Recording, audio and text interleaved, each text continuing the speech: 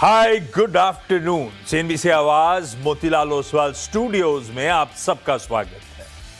बारी आज के वेडनेसडे के सास बहू और सेंसेक्स की मदद करने के लिए होंगे एंजल वन के सीनियर टेक्निकल और डेरिवेटिव एक्सपर्ट ओशो कृष्ण साहब। ओशो जी गुड आफ्टरनून। भाई साहब बस आ रहा हूं थोड़ी देर में आपके पास।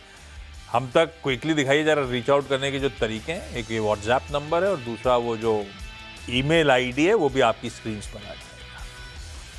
पहले क्विकली ऑन द शो दिखा देता हूं आज जिन स्टॉक्स पे हम अगले आधे घंटे में कोशिश कर रहे होंगे ज़्यादा से ज़्यादा स्टॉक्स पे बातचीत हो रही। Maruti, Bajaj housing, Varun beverages, Adani power, MTAR technologies और साथ में Jio financials, Dabur, NTPC green और फीनो पेमेंट्स बैंक। अच्छा इसमें जोड़ दीजिए एक वो क्या नाम था, जैन रिसोर्स रिसाइकलिंग। इसकी भी चर्चा होनी है। दरअसल इसके joint managing director Mayank Pareek साहब आपको आपकी स्क्रीन पे नजर आएंगे। पारीक साहब हाय, गुड आफ्टरनून, कांग्रेचुलेशंस भाई सेकेंडरी मार्केट्स में डेब्यू करने के लिए और बढ़िया डेब्यू करने के लिए। एक बार स्टॉक तो दिखाई डॉक्टर साहब। जैन रिसोर्स रिसाइकलिंग की आज लिस्टिंग हुई है 232 रुपीज। आज के हाईस तो गए हैं 286 तक के, 286। क्या हो डॉक्टर साहब स्टॉक नहीं दिखा पा रहे आप? नया है ना, याद नहीं है इनको। जैन रिसोर्स रिसाइकलिंग तो 232 इशू प्राइस के सामने 286 तक गया था, यानी कि 23% प्रीमियम पर भी एक समय ट्रेड कर रहा था। अभी भी दिन के हाईस के आसपास बढ़िया है। 20% प्रीमियम के साथ 3 दिन में लिस्टिंग बुरी नहीं है। हाँ मयंक सर, सबसे पहले तो आप क्या है अपन आगे की बातचीत कर सकते हैं। जब हमारी आपसे पहले आईपीओ के समय नोयर कंपनी में चर्चा हुई थी तब फाइनेंशियल्स पे आगे बात नहीं हो पाई थी। मार्जिन की प्रोफाइल सर कैसी रहेगी अगले 2 से 3 सालों के लिए? किस तरह की मार्जिन प्रोफाइलिंग आप एक्सपेक्ट करके चल रहे हो? कोई एक्सपेंशन की गुंजाइश नजर आती है क्या आपको? हमारा डेट टू इक्विटी रेशो मतलब पहले से ही हेल्दी है और इसमें हम लोग मतलब आईपीओ में हमारा 500 करोड़ में से 375 करोड़ रुपया लोन रिपेमेंट में जा रहा है, वर्किंग कैपिटल लोन रिपेमेंट में जा रहा है। तो डेट टू इक्विटी रेशो है वो हमारा 1 से भी कम हो जाता है। क्या आपने डेट इक्विटी रेशो की बात छेड़ दी। एक बड़ा रीजन था फ्रेश इशुएंस का, डेट रिडक्शन का। अब तो सक्सेसफुली पैसा मोबिलाइज कर लिया है। कब तक वो डेट रिड्यूस हो रही होगी और रिजल्टेंट उसके बाद का डेट इक्विटी रेशो कैसा खड़ा होगा? कितना ब्याज पर खर्च बचा रहे होंगे? इंटरेस्ट कॉस्ट सेविंग्स कितनी हो रही होंगी? देखिए ये जो बिजनेस है ये आप मानिए कि आज की डेट में जो हमारा टोटल मार्जिन है 5 से 6% के बीच में है और जो हमारे ग्रोथ प्लान्स हैं इसमें वॉल्यूम्स आगे जाके बढ़ेंगे। जब वॉल्यूम्स आगे जाके बढ़ेंगे तो मार्जिन्स इंप्रूव होंगे, क्योंकि इस बिजनेस में जितने वॉल्यूम्स ज़्यादा होंगे मार्जिन उतने इंप्रूव होते चले जाते हैं। इसके अलावा कॉपर में हम लोग वैल्यू एडेड प्रोडक्ट्स में भी जा रहे हैं और वैल्यू एडेड प्रोडक्ट्स में जाने का मतलब है कि टॉप लाइन तो सेम रहना ऑलमोस्ट, लेकिन मार्जिन्स बेटर होना। तो ये जो डेवलपमेंट हम कर रहे हैं value added products of copper का, ये मार्जिन को इंप्रूव करेगा। इसके अलावा हम लोग बैकवर्ड इंटीग्रेशंस की भी बातें कर रहे हैं, उस बारे में भी सोच रहे हैं और ये सब चीजें जब होती हैं तो मार्जिन्स हमारे बेटर होंगे। चलिए जैन साहब थैंक यू सो मच जुड़ने, सॉरी पारिक साहब थैंक यू सो मच जुड़ने के लिए। कांग्रेचुलेशन फिर से प्राइम सेकेंडरी मार्केट्स की बढ़िया लिस्टिंग के लिए। आइए जरा क्विकली मार्केट स्क्रीन पे दिखाइएगा। अच्छा है, फेस्टिव मूड है। ओशो की ड्रेसअप से आपको समझ में आ रहा होगा, बढ़िया फेस्टिव मूड और स्क्रीन भी वैसे ही फेस्टिविटीज रिफ्लेक्ट कर रही है। 2/3% के उछाल के साथ कामकाज होता हुआ हम 24,750 के ऊपर एक रिस्पाइट प्ले हो रहा है। बाकी सब डिटेल स्क्रीन पर आती रहेंगी। मैं सवाल जवाब के सिलसिले की तरफ बढ़ रहा हूं क्योंकि बहुत कुछ कवर करना है हमें। कोटा, कानपुर और दिल्ली जाना है और सबसे पहले कोटा से सरिता कुमारी जी जुड़ती हुई। सरिता मैम हाय, गुड आफ्टरनून। सरिता मैम कितना टाइम हो गया स्टॉक मार्केट में आपको?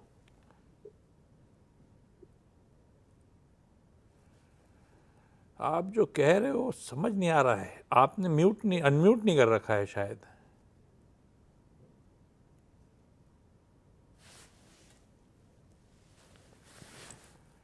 डायरेक्टर साहब मदद करो मैम की, मैं लौटूंगा कोटा बाद में। कानपुर जा रहा हूँ श्रद्धा शुक्ला जी के पास। श्रद्धा मैम, गुड आफ्टरनून श्रद्धा मैम। श्रद्धा मैम आपकी पहली क्वेरी, श्रद्धा कुमारी जी नहीं, श्रद्धा शुक्ला जी। श्रद्धा जी पहली क्वेरी आपकी, पहला सवाल कौन सा? सर मेरे पास वरुण ब्रेवरेज है। मैंने 1000 क्वांटिटी ली है और 513 रुपीज के प्राइस से। और ये श्रद्धा मैम लेने का आइडिया लॉन्ग टर्म का था या ट्रेडिंग वेडिंग थी, क्यों लिया था और आइडिया आया कहाँ से था? सर ये शेयर ने काफी कुछ दिया है, मतलब पहले भी मुझे काफी प्रॉफिट हुआ है इससे। हाँ। और ये के नजरिए से लिया था, बट ये आफ्टर जीएसटी ये कम होता चला गया। 40% जीएसटी, बात सही। उसके बाद मूड, वैसे उससे पहले से भी मूड बिगड़ा हुआ है थोड़ा सा इसका, अच्छे मूव्स के बाद थोड़ा थक गया है स्टॉक। ओशो क्या करना चाहिए वरुण बेवरेजेस में? स्टोरी अच्छी लगती है, ये बात सही है, जीएसटी का थोड़ा सेंटिमेंट रब ऑफ भी हो गई इस पे, करना क्या चाहिए? Very good afternoon Ashish ji. सबसे पहले आपको एंड सभी दर्शकों को दशहरा की बहुत बहुत शुभकामनाएं। वरुण बेवरेजेस पे अगर मैं बात करूं तो टेक्निकली काउंटर बहुत ही वीक है, बिकॉज अगर हम देखें ये कंसेक्यूटिवली लोअर लोज लोअर हाइस के पैटर्न पे ट्रेड कर रहा है एंड अपने लॉन्ग टर्म मूविंग एवरेज जो कि नियर अबाउट 510 का ही है उसे ब्रेकआउट करना डिफिकल्ट शोकेस कर रहा है। तो मुझे लगता है अभी थोड़ा सा कंटिन्यूड मोमेंटम हमें सेल के तरफ देखने को मिल सकता है। लोअर एंड पे 435 से 440 का सपोर्ट है, तो मुझे लगता है इस वक्त पे आपको काउंटर में निवेशित ही रहना चाहिए, बिकॉज रिस्क रिवॉर्ड फेवरेबल है एंड यहाँ पे एग्जिट की सलाह नहीं बनेगी।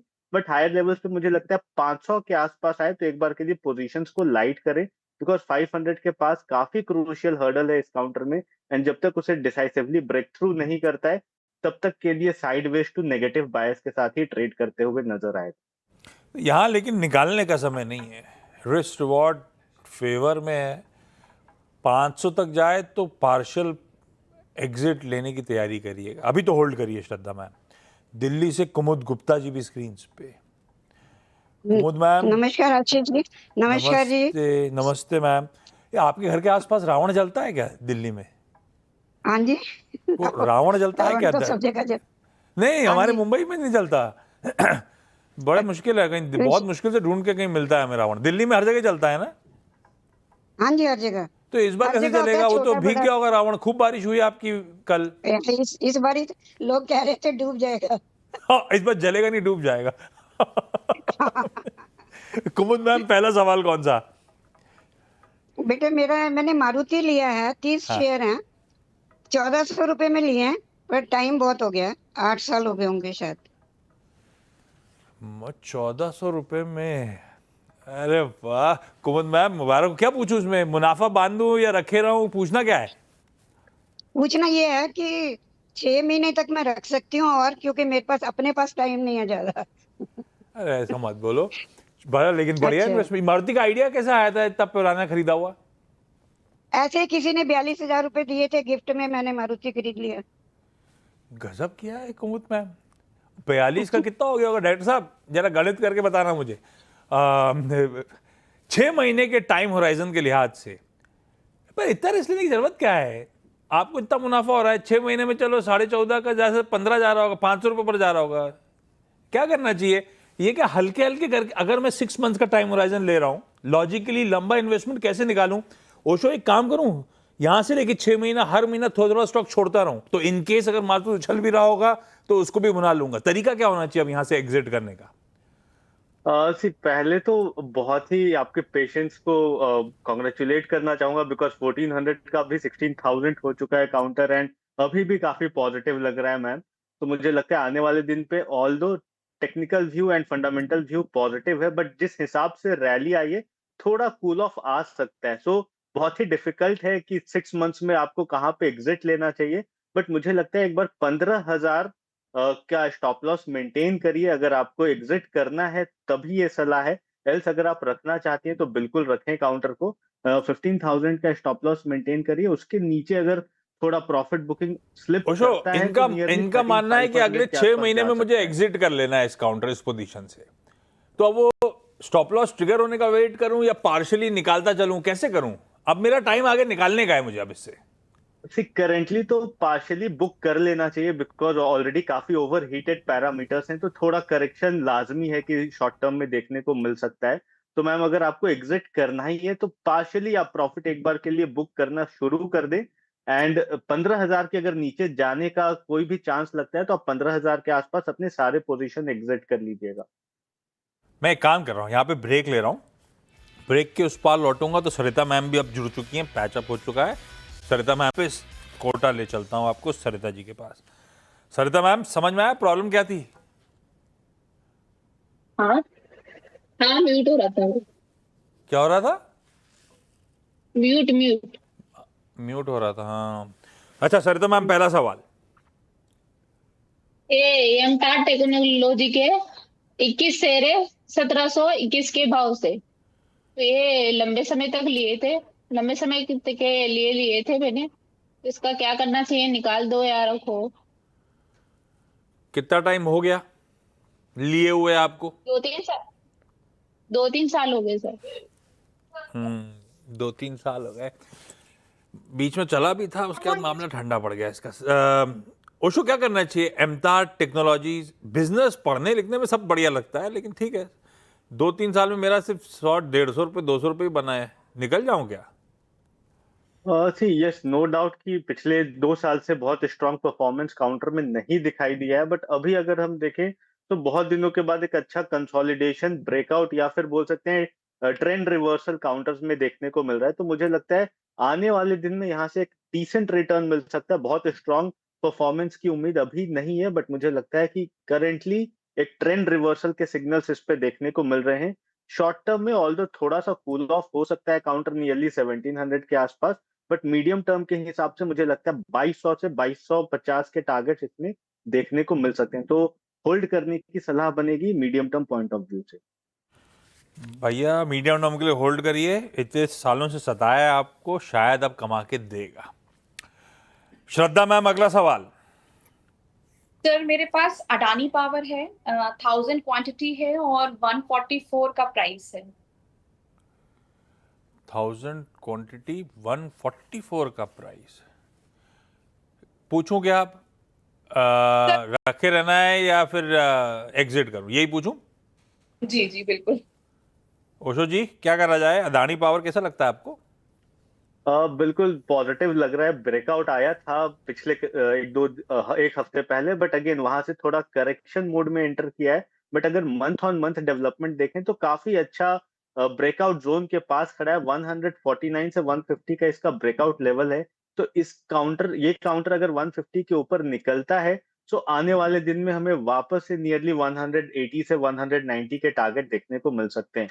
तो करंट लेवल्स पे बिल्कुल अपने पोजीशंस को होल्ड करके रखें मैम। आने वाले दिन में आपको एक अच्छा रिटर्न इस काउंटर में देखने को मिल सकता है। Okay, Adani power interesting.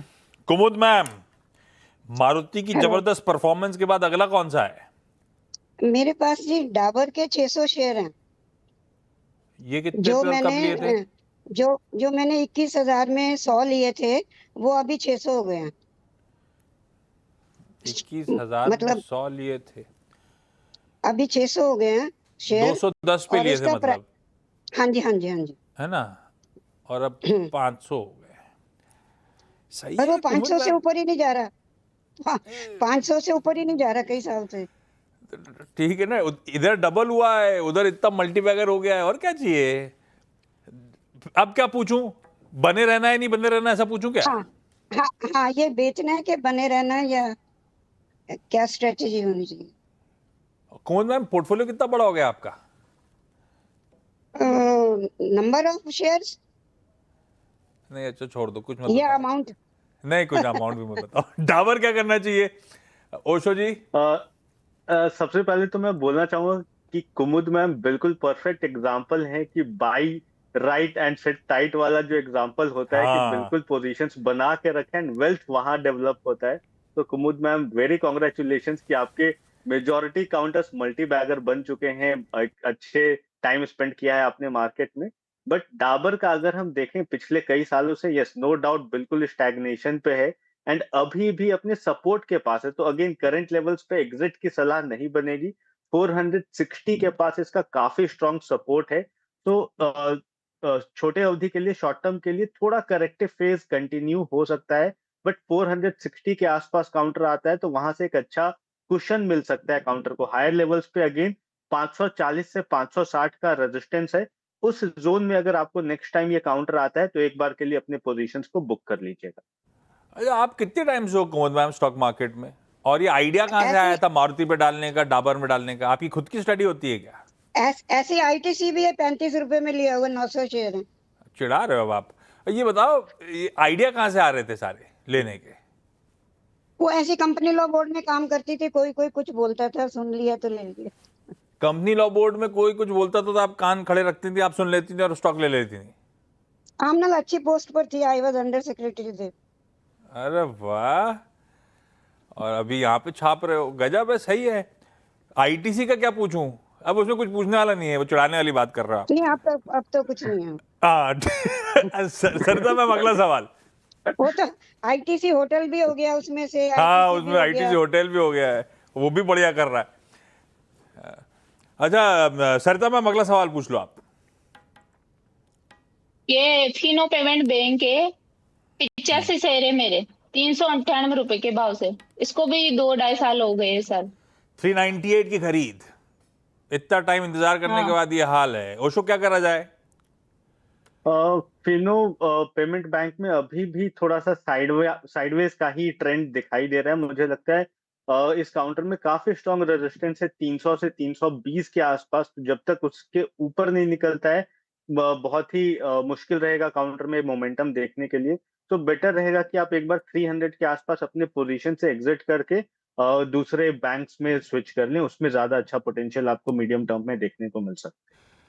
चलिए, इस नोट पर सरिता जी, श्रद्धा जी, कुमुद मैम, एक बात बताओ, अंडर सेक्रेटरी थे कंपनी लॉ बोर्ड में, अभी भी जुगाड़ तो होगी, क्या लेना है? नहीं, अभी लेने के लिए। हाँ, नहीं, अभी कुछ लेना पता है। चले तो फोन करना हमको आप। चलिए, ठीक है। आप सबका जुड़ने के लिए बहुत धन्यवाद। ओशो, जाते जाते एक बढ़िया सी स्टॉक पिक दे दो तो हम सबका उद्धार हो जाएगा। बिल्कुल, दो रिकमेंडेशन है इवन मेरे पास। सबसे पहले मुझे लगता है MFSL में एक ब्रेकआउट आया हुआ है आज, तो MFSL में बाई की रिकमेंडेशन है 1600 के जोन पे। 1570 का स्टॉप लॉस शॉर्ट टर्म के हिसाब से लगा करके रखना है, एंड 1650 तक के टारगेट्स देखने को मिल सकते हैं। सेकंड है ICICI बैंक। ICICI बैंक में बहुत दिनों के बाद अपने ओवरसोल्ड टेरेन से टर्न अराउंड देखने को मिल रहा है, तो काफी स्ट्रॉन्ग सपोर्ट पे है 200 डे सिंपल मूविंग एवरेज का। तो करंट लेवल्स पे बाई करें। कल का जो लो है उसका स्टॉप लॉस मेंटेन करना है 1342 का, एंड नियरली 1430 1434 तक के टारगेट्स हमें शॉर्ट टर्म में देखने को मिल सकते हैं। ओके, उस नोट पर ओशो, फेस्टिविटीज की ग्रीटिंग्स आपको। इन त्योहारों के उस पार फिर अपनी मुलाकात होगी। थैंक यू सो मच आज जुड़ने के लिए। ब्रेक, अपनी अगली मुलाकात 1:27 पे।